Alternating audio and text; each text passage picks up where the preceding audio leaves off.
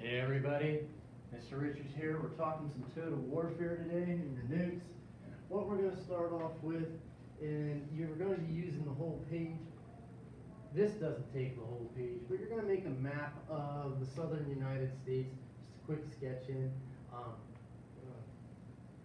Put in Florida and then just sort of dip there to Texas. You need that part of your deformed goldfish. And what we're going to be looking at today is seeing what is total warfare. After things start to shift into the later part of the war, 1864 and 1865 especially, what we're going to see is two big pieces of this puzzle. One is going to be up here, part of that Anaconda Plan, up right below Washington and moving towards Richmond.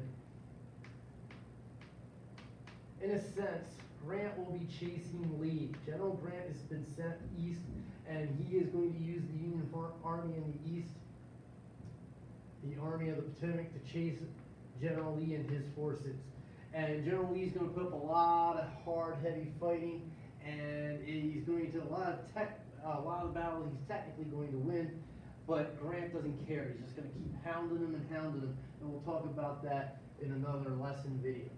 But down south, coming from the west, is Grant's buddy, General Sherman, who was left out west, and he's going to move towards Atlanta.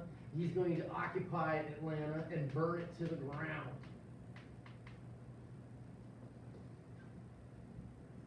And from there, he and his men are going to spread out as wide as they can and do what is become known as the March to the Sea.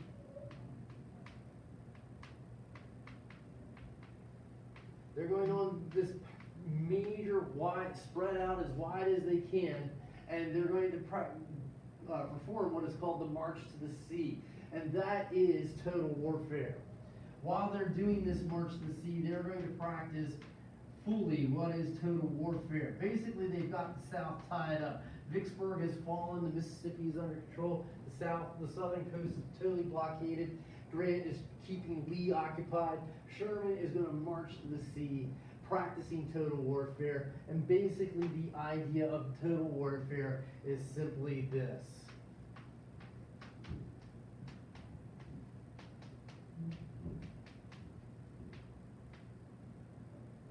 If I can spell. Destroy everything. Sherman and his men will basically invade these farms and plantations. They'll eat what food and crops they can, and whatever they don't eat or give to their horses and things, they'll burn and destroy. They'll burn farms, they'll burn plantations down, they will destroy crops, livestock, whatever they run into. They will also, as they cross bridges and such, once they get their entire force across, blow it up.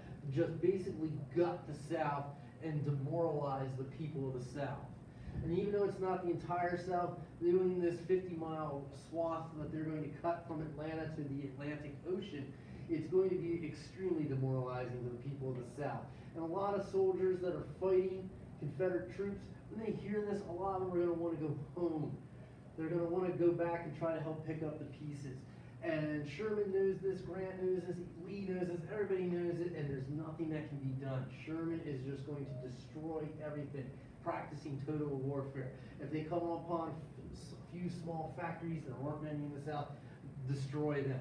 If you come across the railroads, they'll destroy them. I encourage you to check out what a Sherman necktie is during the American Civil War. Yeah, Union troops got very creative about how they destroyed certain things. And they're just going to demolish anything in their path. And whatever they don't use themselves, they'll make sure it's not left behind for the Confederates or just even the Southern population to use. It's going to really start to bring about the end. And again, General Lee is tied up in constant conflict, trying to protect Richmond from General Grant, who just keeps coming at him and keeps coming at him. And we're going to be talking about that as we lead into the final stage of the war. You want to make sure you know total warfare and how Grant has Lee occupied so Sherman can just destroy the South. Sherman is even a name today that sometimes is recognized as not very very well liked in the South, because he just destroys and demolishes and demoralizes, takes their fighting spirit away.